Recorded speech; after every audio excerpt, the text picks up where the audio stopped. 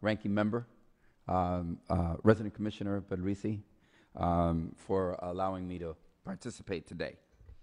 So I just want to make a few points, and that is, I'm just going to go back to the memorandum that was issued to everyone here. And at the end of the second paragraph on background, it says, Congress retains plenary authority under Article 4, Section 3, Clause 2 of the U.S. Constitution to determine the ultimate disposition of the political status of Puerto Rico. The fact is that the Congress of the United States retains plenary powers over everything in Puerto Rico, not just the status of Puerto Rico, and that is fundamentally what should be at issue too at this hearing, because you can't resolve one without the other. You want to take the government of Puerto Rico that doesn't control how merchandise is brought in or out, because the Jones Act says we must use the U.S. Merchant Marines. We're not going to discuss that here today, tomorrow, or any time between now and March 31st, yet the consumers in Puerto Rico need. You want to talk about economic development? How do you have economic development if your energy is outlandishly expensive, and if you don't invest in making sure that you have a clear water supply in a tropical island? So look, there's a lot of things, but fundamentally, let's deal with one thing, because the background statement doesn't say it. Why don't we just all come to the conclusion, which I'm sure Mr. Pedrici agrees as the resident commissioner of Puerto Rico. Puerto Rico is a colony of the United States of America. Puerto Rico is war booty from the war in 1898. It wasn't, I mean, how does Puerto Rico become part of the United States of America? It wasn't like the Puerto Ricans all got together one day, held a convention, and said, would you allow us? No. It was military intervention in Puerto Rico. Now, I like to say to the resident commissioner, I agree. And I'm going to fight with you to maintain some sense of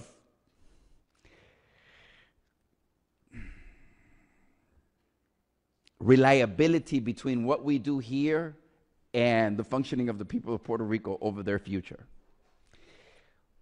But I fear that we might be trying to make a distinction without a difference. In that the truth is that we don't control in Puerto Rico any of the basic things. We don't control who comes to the island or who leaves the island, because that's controlled by the federal government. Our court system? No, you simply appeal to the Supreme Court. I mean, you simply submit to a federal court and the Supreme Court of the United States and the laws that we pass here. So when people say, oh, the people of Puerto Rico, they're responsible for everything that happened bad there and they need to take responsibility, no. The Congress of the United States has to assume responsibility over Puerto Rico, because we have, as is stated here, plenary powers over the people of Puerto Rico. Why are we having this hearing here? And why aren't they having it in Puerto Rico? Because they can't have it there, because they don't have those plenary powers. So look, I'm concerned about senior citizens, Mr. Mayor, and I'm hopeful that the Franklin Fund has diversified their funds to the point, because I don't want you to make it sound like the only thing in that fund are Puerto Rican bonds, because they're not. I checked before I came to this hearing. You're a very well-diversified fund, and I hope you fulfilled your fiduciary responsibility to the people that you sold the bonds to and informed them of the precarious situation of the very bonds that you were purchasing. So don't put on us the responsibility of something that you sold to senior citizens, okay? Make sure that you understand that you too have a responsibility as the market in the United States of America. So I just want to say, look, everything is different in Puerto Rico. Everything is. You can't even go to McDonald's. The menu's in Spanish. Everything is different because Puerto Rico belongs to, but is not a part of, the United States of America. And I'm not saying that. That's what the Supreme Court of the United States of America has stated. Puerto Rico is a colony of the United States. There's no way around it. Otherwise, we would not be here, and the statement as made by the committee, very ably, that we have plenary powers over the people of Puerto Rico. So here's what I would suggest. Number one, let's restructure this debt fully. It's not a state. I didn't come here to try to make Puerto Rico more like a state. I came here to make the Puerto Rican people whole so that they could have a future. Let's restore the ability of the people of Puerto Rico to invite people to Puerto Rico.